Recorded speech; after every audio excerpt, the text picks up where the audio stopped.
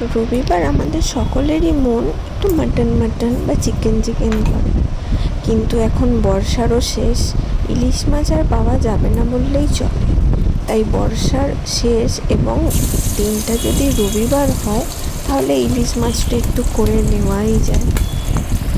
বাবা কাল বাজার থেকে এনেছিল ইলিশ মাছ, তো আজ রবিবার স্পেশাল মেনু হয়ে গেল বাঙালির সবথেকে প্রিয় সর্ষে ইলিশ। অন্যান্যবার সর্ষে ইলিশটা মাই বানায়, বাট এই প্রথমবার বাড়িতে আমি বানালাম। মায়ের থেকে রেসিপিটা অবশ্য জেনে নিয়ে নিজেই বানালাম সর্ষে ইলিশটা। ও হ্যাঁ, মাছের মাথাটা ভেজে নিয়ে অবশ্য তুলে রাখা হয়েছে, সেটা সর্ষের মধ্যে দিইনি। ওটাকে রান্না করা হবে গাঁটি কচু দিয়ে।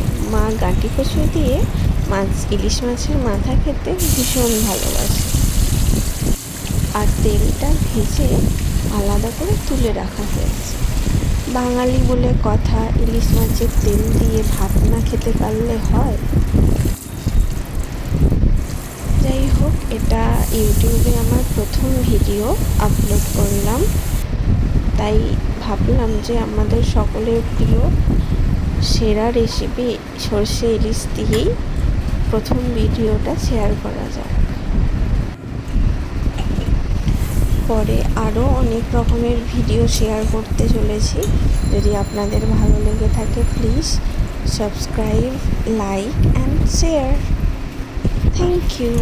টাটা।